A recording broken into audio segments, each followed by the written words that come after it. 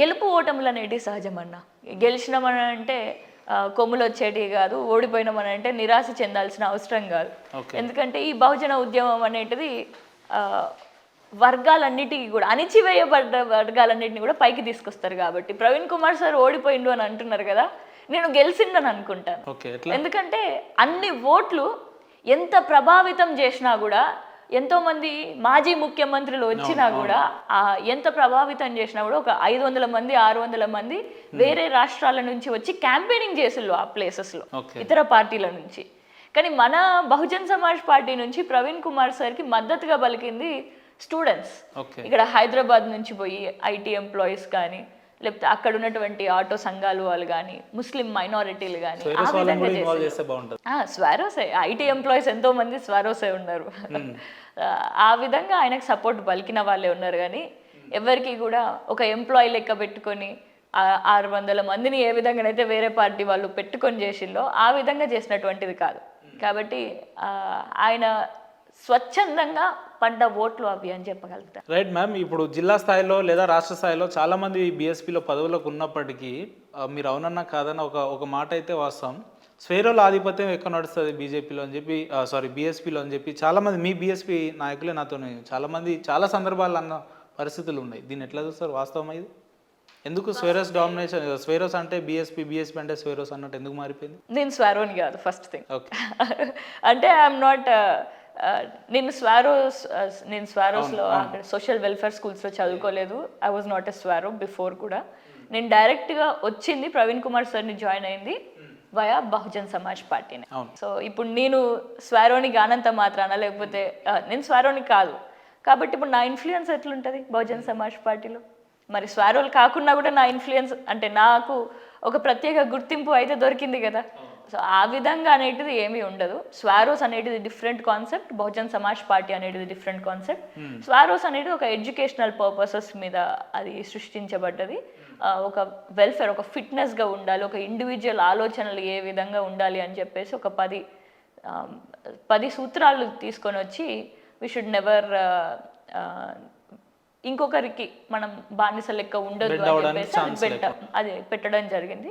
వెరస్ Bahujan Samaj party ఇది కంప్లీట్గా ఒక political party, very well established political national party. Very well yes, it's a national party. How can you say? National party ఉన్నా మాకు status ఉంది national party. But when it comes to state party అంటున్నావు, national గురించి అందరికీ తెలిసిందే. ఎందుకు స్టేట్లో build కాలేదు? స్టేట్లో ఇంకా బిల్డ్ కావాలి, స్టేట్లో ఇంకా క్యాడర్ ఫామ్ కావాలి. మీరు పోటీ చేసినప్పుడు తెలుసా మీరు ఓడిపోతామని? పోటీ చేసేదే గెలవడానికి, మళ్ళీ ఓటమి అనేది ఎందుకు ఆలోచించుతాం? మరి ఆలోచించని ఓటమి వచ్చింది కదా, దీన్ని ఎట్లా చూస్తారు మీరని? మళ్ళీ వచ్చే ఎన్నికల్లో మళ్ళీ గెలుపు కోసం పోరాటం చేస్తాం. మళ్ళీ జనరల్ ఎలక్షన్స్ టైంలో క్యాంపెయినింగ్ ఉన్న సందర్భాల్లో స్థానిక సమస్యల గురించి అనేక సందర్భాల్లో మాట్లాడిన పరిస్థితులు ఉన్నాయి కదా. ఇప్పుడు మీరు ఓటమి ఈజ్ నథింగ్ బట్ మీరు ప్రతిపక్షంలో ఉన్నట్టే.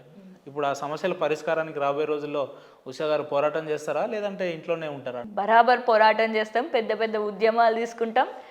ఏ ప్రభుత్వం వచ్చినా కూడా మన బహుజన వర్గాలకు న్యాయం జరగాలి అని చెప్పేసి ఈ వర్గాలన్నిటికీ కూడా ఒక గలం లాగా నిలుస్తుంది. బహుజనులు అంటున్నారు, ఎందుకు టీఆర్ఎస్లో లేరా బహుజనులు, లేదంటే కాంగ్రెస్లో లేరా బహుజనులు? ఎందుకు బీఎస్పీ అంటే ఓన్లీ బహుజనులు అనే అంటారు? ఎందుకు మిగతా వర్గాలు కూడా ఉంటాయి కదా, అందులో కూడా పేద వర్గాలు ఉంటాయి కదా. ఆ పార్టీలో ఉన్న బహుజనులు ఆ పార్టీలో కూడా ఉన్నారు. కానీ ఏ స్థాయిలో ఉన్నారు? ఎమ్మెల్యే స్థాయిగా ఉన్నారా? ఎంపీల స్థాయిలో ఉన్నారా? జెండాలు మోసే స్థాయిలో ఉన్నారు, జేజేలు కొట్టే స్థాయిలో ఉన్నారు. ఇది ముఖ్యమైన తేడా. పోయిన ఎన్నికల్లోనే చూడండి, బహుజన్ సమాజ్ పార్టీ ఎంతమంది బీసీ ఎస్సీ ఎస్టీ మైనారిటీలకి ఎమ్మెల్యే టికెట్లు ఇచ్చింది. ఇతర పార్టీలు కూడా ఇచ్చినాయి కదా రిజర్వేషన్. ఎంతమంది ఉన్నాయి? రిజర్వేషన్ కాదు, ఇప్పుడు మరి రిజర్వేషన్ అని తీసుకుంటే బీసీలు వాళ్ళ జనగణన చేసేది ఉండేది ఉంటే తెలిసేది ఎంతమంది ఎంత శాతం ఉండేది అని అనేసి. కానీ ఓవరాల్గా జనరల్గా చూస్తే 52% బీసీలు ఉంటారు. మరి 52% ఉన్న బీసీలకి దాదాపు 60 నుంచి 70 అసెంబ్లీ టికెట్లు ఇవ్వాలి. ఏ పార్టీ ఇచ్చింది? 60 నుండి 70 అసెంబ్లీ టికెట్లు మేము ఇచ్చినాం.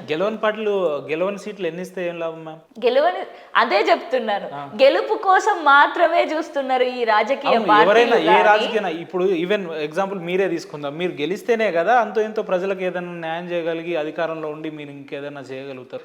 అంటే భారతదేశానికి 77 సంవత్సరాలు అవుతుంది స్వతంత్రం వచ్చి. అయినప్పటికీ కూడా నేటికి కూడా అట్లాంటి బీసీ నాయకులని, ఎస్సీ ఎస్టీ మైనారిటీ నాయకులని లేదా మహిళా నాయకులని ఇంకా తయారు చేయలేకపోతున్నాము అని అంటే ఇది ఎవరి సమస్య? ఇది బహుజనుల సమస్యనా? ఏది పేదరికంలో ఉన్నటువంటి వ్యక్తుల సమస్యనా? అణగారిన వర్గాల సమస్యనా? లేకపోతే అణగారే విధంగానే ఉంచేటటువంటి ఆ పెత్తందారుల సమస్యనా? ఈ ప్రభుత్వ సమస్యనా? ఇది ముఖ్యంగా చూసుకుంటే ఒక సొసైటీ ఫ్రేమ్వర్క్ అనేది, ఈ ప్రభుత్వం అనేది అలా అప్లిప్మెంట్ ఆఫ్ ద సొసైటీ చేయాలి. అప్పుడే వాళ్ళ పార్టిసిపేషన్ని ఎంకరేజ్ చేయాలి. నేడు ఎంతమంది మహిళలు ఉన్నారు? నేడు 63 మంది ఎమ్మెల్యేలు, they belong to upper caste communities, అంటే ఈ రెడ్లు, దొరలు, వైశ్యులు, బ్రాహ్మణులు. 63 మంది ఎమ్మెల్యేలు, 31 ఎస్సీ ఎస్టీలకి రిజర్వేషన్ తోటి వాళ్ళు రిజర్వ్డ్ కేటగిరీలో వాళ్ళు ఉన్నారు. రాజకీయాన్ని బాగా చదివినట్టున్నారు మీరు, అనర్గళంగా మాట్లాడుతున్నారు ఏ సమస్యలు తీసినా కూడా. సమాజంలో నేను బతికిన దాన్ని, నా వయసు 27 అయినప్పటికీ కూడా ఈ 27 సంవత్సరాలు నన్ను పెంచింది అదే సమాజం. కాబట్టి ఈ సమాజంలో చూస్తూ బతుకుతుంటే మనకు అక్కడ జరిగేటటువంటి అన్యాయాలు, ఒకనాడు మనం ఏ విధంగా ఉన్నాం నేటికి కూడా అదే విధంగా కనిపిస్తున్నామే కానీ మనల్ని ఎవరైనా అప్లిఫ్ట్మెంట్ చేసేటటువంటి సొసైటీని అయితే నేను ఇంకా చూడలేదు. ఎప్పుడు చూడబోతున్నారు ఈ సొసైటీని? ఇట్లా మనమే చేయాలి. ఇంకొకళ్ళు వచ్చి మనల్ని అప్లిఫ్ట్మెంట్ చేయడం ఎందుకు? మనమే బయటకు రావాలి అని చెప్పి ఏర్పడ్డదే బహుజన్ సమాజ్ పార్టీ. ఎన్నేళ్ళు పడుతుంది ఏర్పడడానికి? ఈ వచ్చే ఎన్నికల్లో మళ్ళీ ఏర్పడుతుంది. లాస్ట్ టైం కూడా ఇట్లా అన్నారు, అంతే. 24లో ఆ నమ్మకం లేకపోతే ఎలా అన్నా? ఆ నమ్మకం మనందరికీ ఉండాలి. ఎందుకంటే మనమే మెజారిటీ ఆఫ్ ద సొసైటీ. 99% మన వర్గాలకు చెందిన వాళ్ళు ఉన్నప్పుడు మనం ఎందుకు ఆలోచించుతున్నాం? ఒక్కసారి తలుచుకుంటే ఇప్పుడు ఫామ్ అయిన ప్రభుత్వం కూడా కూలిపోతుంది. ఈ 99% ఉన్న జనాభా తలుచుకుంటే నాకు గవర్నర్స్ రూల్, ప్రెసిడెంట్ రూలే వస్తుంది. ఆ విధంగా మళ్ళీ రీఎలక్షన్లు కూడా జరుగుతాయి. కాబట్టి ఎప్పుడు ఫామ్ అవుతాం అనేది మనం చెప్పలేం. నేడు ఫామ్ అవుతుందా, రేపు ఫామ్ అవుతుందా, సంవత్సరం తర్వాత ఫామ్ అవుతుందా, 5 సంవత్సరాల తర్వాత వచ్చే ఎన్నికల్లో ఫామ్ అవుతుందా చెప్పలేం. కానీ అప్పటి వరకు మన ఆత్మధైర్యాన్ని మనం కోల్పోవద్దు. ఏదో ఒక నాడు ఖచ్చితంగా మన రాజ్యం అయితే ఏర్పడుతుంది. ఏర్పాటు అయ్యే విధంగా మనమే చేసుకోవాలి. ఇంకొకళ్ళు వచ్చి మనకు చేస్తారు అని అనడం మన మూర్ఖత్వం. సరే, మిమ్మల్ని అనేక సందర్భాల్లో అనేక ఇంటర్వ్యూలో ఈ ప్రశ్న అడిగిందే మిమ్మల్ని. కాకపోతే నా ప్రశ్న ఏంటంటే, ఒక ఐఐటి స్టూడెంట్స్ ఎందుకు టెక్నాలజీ పరంగా ముందుకు వెళ్లకుండా ఈ పాలిటిక్స్ని ఎన్నుకున్నారు? ఆల్రెడీ ఈ పాలిటిక్స్లో అనేకమైన మేధావులు, అపార జ్ఞానం కలిగిన మేధావులు కావచ్చు, జేడి లక్ష్మీనారాయణ సార్ లాంటి వాళ్ళు, జయప్రకాష్ లాంటి వారు, కోదండరామ్ సార్ లాంటి ఇటువంటి ఇంటలెక్చువల్ పర్సన్ అనేక సందర్భాల్లో ఫెయిల్ అయిన పరిస్థితులు మనం చూసినాం కదా. వాళ్ళందరినీ ఎగ్జాంపుల్గా తీసుకొని కూడా మీలాంటి ఇంటలెక్చువల్ స్టూడెంట్స్ పాలిటిక్స్లోకి రావాలని ఎందుకు మొగ్గు చూపుతున్నారు అనేది ఒక చాలా ప్రధానమైన. There are also some people who succeeded. Example Arvind Kejriwal. ఆయన ముఖ్యమంత్రి, ఢిల్లీ ముఖ్యమంత్రి నేడు. మరి ఫెయిల్యూర్స్ని చూసి ఎవరు కూడా ఎదగొద్దు. ఇంకొకటి, నేను వీళ్ళ ఫెయిల్యూర్స్ అని కూడా అనుకోను. కోదండరామ్ గారు కానివ్వండి, జేడి లక్ష్మీనారాయణ కానివ్వండి, జయప్రకాష్ నారాయణ కానివ్వండి, లేదు వాళ్ళ పబ్లిక్లో ఎంతో ఇన్ఫ్లుయెన్స్ ఉన్నా కూడా క్రియాశీలక రాజకీయాల్లో వాళ్ళు వెనకబడుతున్నారు కదా, వాళ్ళని చూసి ఎందుకు మీరు అట్లా అనుకోలేదా? వాళ్ళు వెనక పడట్లేదు. యాక్చువల్లీ వాళ్ళ వల్లనే నేడు ఈ బిడ్డ పుట్టింది. సో ఆ విధంగా ఎంతోమంది యంగ్స్టర్స్ని వాళ్ళకు తెలిసి ఎంతోమందిని ట్రైన్ చేశారు, వాళ్ళకి తెలియకుండా ఇట్లాంటి బిడ్డల్ని ఎంతోమందిని ఇన్ఫ్లుయెన్స్ చేశారు. సో ఈ తరానికి 100% ఒక ఎడ్యుకేషన్ బ్యాక్గ్రౌండ్ ఉన్న వ్యక్తి వస్తేనే ఇప్పుడు ఉండేటటువంటి సిస్టమిక్ చేంజెస్ కానీ, రూల్స్ అండ్ రెగ్యులేషన్స్ కానీ, చట్టాలు కానీ ఏర్పాటు చేయగలుగుతాం. నేటి తరానికి మనకు కావాల్సింది ఏంటి? ఒకనాడు మనకి విద్య కావాలి, రైట్ టు ఎడ్యుకేషన్. వాళ్ళు ఏ స్థితిలో ఉన్నా కూడా అందరికీ కూడా ఎడ్యుకేషన్ అందాలి అని చెప్పేసి అన్నారు. ఇప్పుడు అట్లానే ఇప్పుడు తరానికి ఏం కావాలి? ఉద్యోగ చట్టాలు కావాలి. సో అలాంటి చట్టాలు ఏర్పాటు చేయాలి అని అంటే I think minimum education qualification is a required thing right now. Right, మీరు పాలిటిక్స్లో క్రియాశీలకంగా ఉన్నారు కాబట్టి మిమ్మల్ని ఈ ప్రశ్న అడుగుతున్నా. ఏ ప్రభుత్వం అయినా కూడా ఉచిత పథకాలు పెట్టి ప్రజల్ని ఆకర్షింపజేసే ప్రయత్నాలు చేస్తున్నప్పుడు ఎందుకు చట్టాలు కావాలని చెప్పి చాలామంది మీలాంటి తక్కువ వాళ్ళే మాట్లాడుతుంటారు. అసలు చట్టానికి లేదంటే ఉచిత పథకానికి ఏంది వ్యత్యాసం అని అంటే? ఉచిత పథకాలు అనేటి ఓట్ల కోసం చేసేటటువంటి రాజకీయం. ఉచితం అని అంటున్నారు, పేరుకి ఉచితం కానీ నిజంగా అవి ఉచితాలా? ఆ పైసలు ఎక్కడి నుంచి వస్తున్నాయి? నేడు బస్సు ఇప్పుడు ఫ్రీగా చేసిళ్ళు. It's a very good scheme if implemented properly. అంటే ఇంప్లిమెంట్ అయితే లేదా ఇంకా? ఇఫ్ ఇంప్లిమెంటెడ్ ప్రాపర్లీ అంటే దానికి కూడా కొన్ని బ్యాక్ డ్రాప్స్ ఉన్నాయి. ఆటో యూనియన్స్కి కొంచెం ఇబ్బంది అవుతుంది, అట్లనే మహిళలకి కూడా ఇంటర్నల్ కాన్ఫ్లిక్ట్స్ వస్తున్నాయి. అదే విధంగా కొంతమంది మహిళలు సంపాదించే వాళ్ళు ఉన్నారు. ఓకే, సో వాళ్ళ దగ్గర నుంచి కలెక్ట్ చేస్తే మన ఎకానమీ, మన తెలంగాణకి కొంచెం కాంట్రిబ్యూట్ చేసినట్టు అవుతారు. అంటే ఒక ఫైనాన్షియల్ స్టేటస్ ఉన్న వాళ్ళు కాంట్రిబ్యూట్ చేయమని అడిగి ఉండాల్సింది. So there are few things. Policy designing అనేది it's completely up to the state government. So ఇలాంటి ఫ్రేమ్వర్క్స్ అనేటివి చేస్తే బాగుండేది ఆ స్కీమ్స్లలో. So coming back to the point, ఉచిత పథకాలు అనేటివి ఎప్పుడు వచ్చినా కూడా ఆ మూత పడేది మళ్ళీ సామాన్య ప్రజలపైనే. ఉప్పులు, పప్పులు, బియ్యం వీటన్నిటిపైన ధర పెరుగుతుంది. పెట్రోల్ ధర, గ్యాస్ ధర ఏ విధంగానైతే పెరిగిందో నేడు గ్యాస్ ధర మళ్ళా 500కి తగ్గిస్తా అని అన్నారు. తగ్గిస్తున్నారు అని అంటే మిగిలిన పైసలన్నీ కూడా ఎవరి దగ్గర నుంచి ఎవరి జేబులోకి వెళ్ళిపోతున్నాయి అన్నట్టు రాష్ట్ర ప్రభుత్వం నుంచే. కానీ రాష్ట్ర ప్రభుత్వం ఎవరి దగ్గర నుంచి అలాంటి సొమ్ము సేకరిస్తుంది? మళ్ళా సాధారణమైన ఇవన్నీ ప్రజలకు తెలియదు అంటారా? మరి ఎందుకు ఉచితాలు అనగానే ఎగబడి ఓట్లేస్తున్నారంటే? చాలా మందికి ఫైనాన్షియల్ రిపోర్ట్ అంటే అర్థం కాదు. సో ఈ బడ్జెట్ సెషన్స్ అని అంటే అర్థం కాదు. ఎట్ ద సేమ్ టైం మనకి కూడా అర్థం కాని విషయాలు ఎన్నో ఉన్నాయి. మొన్న కేటీఆర్ గారు పోయిన ప్రభుత్వంలో ఆయన F1 రేసింగ్ ఈవెంట్ని ఏర్పాటు చేయడం జరిగింది. మనకు తెలియకుండానే మనకు అక్కడ ఏం జరుగుతుందో అర్థం కాలేదు.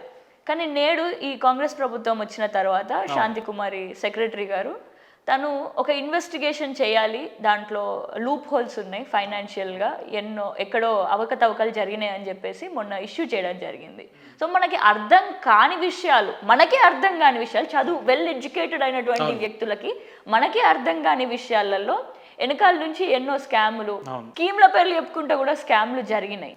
అట్లాంటిది ఇప్పుడు ప్రజలకి అర్థం కాకుండానే ఇట్లాంటి బడ్జెటరీ థింగ్స్ అనేటివి అలోకేట్ చేయడం జరుగుతుంది. మరి ఇలాంటి విషయాలు, లోతైన విషయాలు ప్రజలకి అర్థం, కొంతమందికి, చాలామందికి మాత్రం అర్థం అవ్వట్లేదు. కొంతమందికి అర్థమయ్యే వ్యక్తులకి వాళ్ళు అర్థం చేసుకొని కన్విన్స్ చేసే దగ్గర విఫలమవుతున్నారు. సో ఇప్పుడు నేను కూడా ఉన్నా, మేబీ వాళ్ళని కన్విన్స్ చేసే అంత విధంగా వాళ్ళు కన్విన్స్ చేసే అంత విధంగా నేను వాళ్ళకి తీసుకొని వెళ్ళలేకపోతున్నానేమో అని అనుకుంటున్నాను. I'm trying my best. Right. రాబోయే రోజుల్లో బీఎస్పీ పార్లమెంట్లో పోటీ చేసే అవకాశాలు ఉన్నాయా? బరాబర్ పోటీ చేస్తాం. కాంశీరామ్ గారు అంటారు, మొదటిసారి మీరు పోటీ చేస్తున్నారంటే ఓడిపోతారని పోటీ చేయండి, రెండోసారి ఎన్నికల్లో పోటీ చేస్తున్నారంటే ఇంకొకరిని ఓడించడానికి పోటీ చేస్తున్నారని అనుకోండి, మూడోసారి గెలుపు మనదే అవుతుంది అని చెప్పి. అదే విధంగా ఓటమి అనేటిది వస్తుంది, మేము ఎదుర్కొంటాం, దాన్ని స్వాగతిస్తాం. గెలిపే లక్ష్యంగా రెండోసారి స్టేట్ విషయానికి వస్తే బీఎస్పీని పక్కన పెట్టడంలో ఒక అర్థం ఉంది, సరే నేను దాన్ని యాక్సెప్ట్ చేస్తాను. బట్ సెంట్రల్ విషయానికి వస్తే ఇప్పుడున్న పరిస్థితులలో 10 ఏళ్లుగా పరిపాలించిన బీజేపీని కాదని చెప్పి, లేదంటే గతంలో పరిపాలించిన కాంగ్రెస్ని కాదని చెప్పి ఎందుకు బీఎస్పీకి ఓట్లు వేయాలి స్థానిక ప్రజలు లేదా రాష్ట్ర ప్రజలు, దేశ ప్రజలు అంటే ఏం చెప్తారు? బెహెన్జీ మాయావతి గారు, she's really well an iron lady. Okay. తను ఒక పేద కుటుంబంలో వచ్చి తన జీవితాన్నే త్యాగం చేసింది, పెళ్ళి కూడా చేసుకోలేదు. సో తన జీవితం మొత్తం కూడా సర్వీస్కే అప్పచెప్పేసి అంకితం చేసినటువంటి వ్యక్తి తను. నేడు బెహెన్జీ కుమారి మాయావతి గారి కంటే గొప్ప లీడర్ని నేను ఎప్పుడు చూడలేదు తనకంటే. అంటే తనలా ఉద్యమాలు చేసి, with no political background, with no financial stability, అట్లా తన ఉన్న ఉద్యోగాన్ని కూడా రాజీనామా చేసి వదులుకొని ఈ సొసైటీ డెవలప్మెంట్ కోసం వచ్చినటువంటి వ్యక్తి తను. మరి అలాంటి నాయకురాలు, నిజంగా అలాంటి నాయకురాలు నేడు మనకి ఒక ఆశాకిరణం మన బహుజన వర్గాల వాళ్ళకి. అలాంటి ఆశాకిరణం, అలాంటి ఆశ ఇస్తున్నటువంటి వ్యక్తిని మనం బతికించుకుంటూ మనం దేశంలో మన వర్గాలకి చెందినటువంటి ఎన్నో స్కీములు ఉన్నాయి, ఎన్నో ఇంకా ఇంప్లిమెంట్ చేసేటటువంటివి ఉన్నాయి.